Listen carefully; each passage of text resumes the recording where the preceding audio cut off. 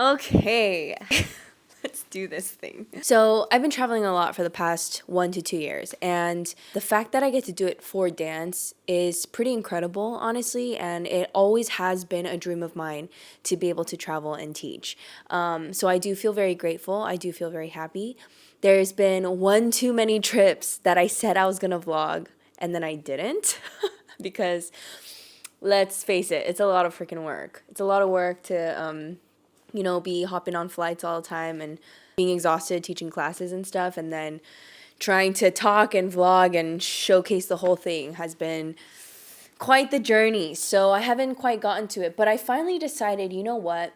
There's so many aspects to traveling and teaching that I wish someone would have taught me early on. I did have a few mentors kind of teach me the ins and outs of traveling, but I feel like no one really talks about it in depth. And I do feel like every country offers a different experience. What exactly you're traveling for and what the job actually is differs every time as well. And so I'm sure the experience is very unique to what job you're doing, what country you're at, what the dance community is like, what kind of event it is, etc., etc., etc. So I just thought, why not share my journey? Because it's literally my favorite aspect of being a choreographer, and I haven't thought to share my journey and even reflect on what it is I'm learning. Because at the end of the day, I've been doing this a long time. I've been doing this full time for a long time, but I'm always trying to grow, and I'm always trying to learn, and I'm always trying to do my job better. And so I just feel like remembering, like being able to look back on a video like this and remembering my experiences,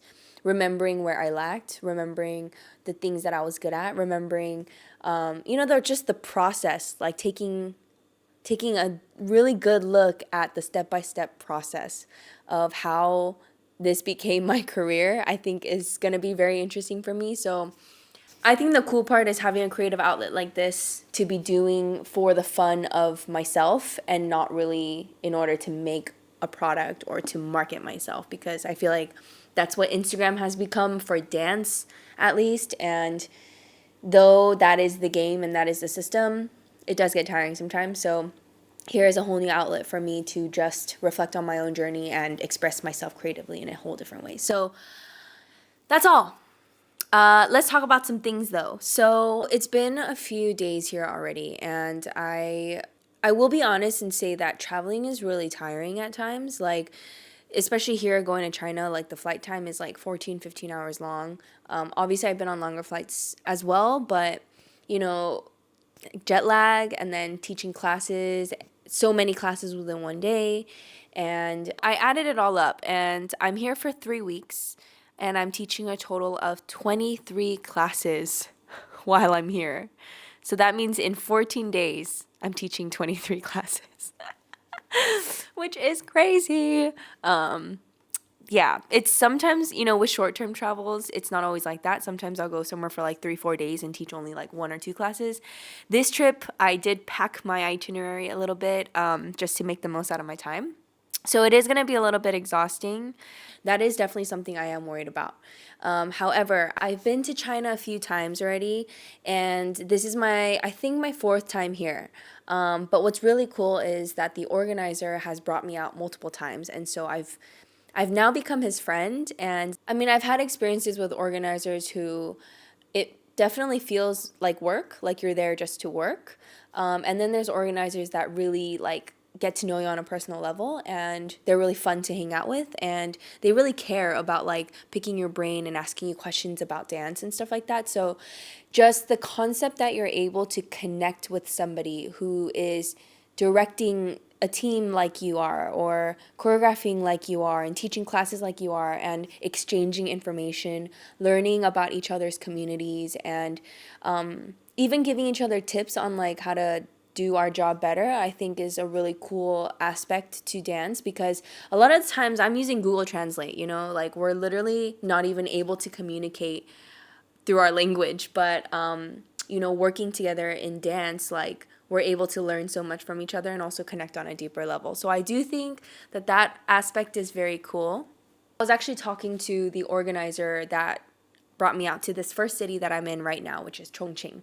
And she actually just brought up to me how much she kind of enjoyed my personality and enjoyed spending time with me and having conversations with me, even with the limited English, right? And she was saying it's because she has brought out plenty of choreographers to teach classes just like me. And she has had many experiences with some choreographers who really didn't give a shit about teaching, to be honest. And, they just walked in, didn't really explain the movement, didn't really look like they cared, and honestly just looked like they cared about kind of looking cool. Not to get into too much detail about all the tea that she spilled, but she was just saying, like, some choreographers, like, you can really tell that they're in this just for the clout or the money, but they actually don't care about teaching. And so for her, she can recognize that as soon as they walk into the classroom, and it's such a waste of her time and her money and also her reputation as a studio owner to bring in teachers like that. But even more importantly, these organizers, we have to understand, they're spending so much money to have these choreographers that people admire come out to their country and teach these classes, right? A lot of people don't think about the back end organization of it. They're paying for hotel accommodation, they're paying for travel, they're often either spending their own time or hiring a staff to drive you around, to take you out to eat. Imagine me being here for like 1 to 2 weeks. Like, they're literally having to call me a cab every day, they're having to buy every meal. Like, this is a lot of money that goes into bringing somebody out. And so it's sad to hear organizers investing so much for the resources for their students, and then to see choreographers kind of abuse that and not really care about it and take it for granted, I think is really sad. She was telling me how, and this is, okay, let me spill one tea because it's just a fun story, and if you're a choreographer watching this, like, we need to learn from shit like this, okay? We need to learn not to be these people. But she was talking about how, she obviously, like, organizers, they'll always take you out to do activities because they want you to have fun and they want you to experience their country. And so, they'll take me out to go to the spa or go get my nails done or like go get a massage, like, which is so freaking nice of them. Like, they don't have to do that, but they actually care that you enjoy their country, right? So she brings this choreographer who, she asked him, like, what does he want to do at night? And he says he wants to go to a bar. So she's like, okay, I'll take you to a bar. And she spends, listen closely, she spends $600 in one night for this one person on solely drinks. In China, where it's freaking cheap here. Like, coffee is $2. Like, what? How do you even spend $600? I don't think I've ever spent $600 on myself. Like, how much are you even drinking? Anyway, that's beside the point. But all to say, like, when I heard that, I was like, are you kidding me? And she looked at me like, yeah, I just did because I wanted him to be happy. Like, I wanted to take good care of him. Like, what can I say? I'm not going to say no.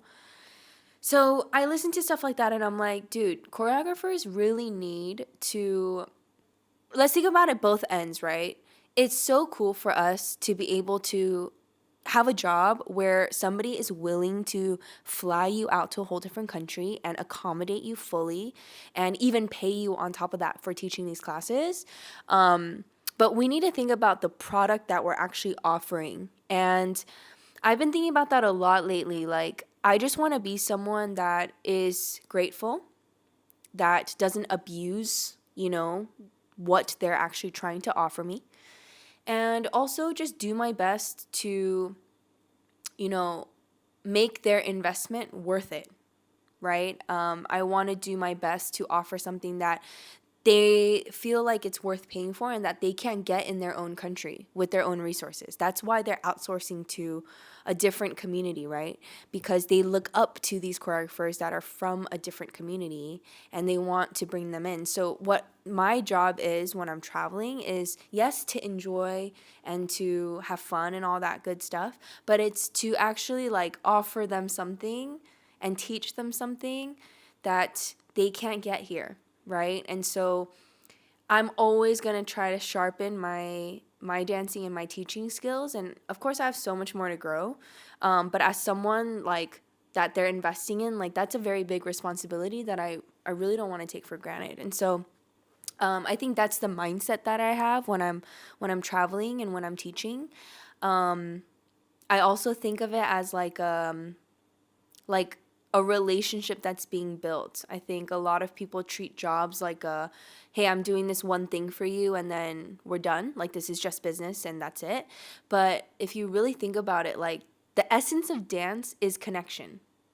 That's it.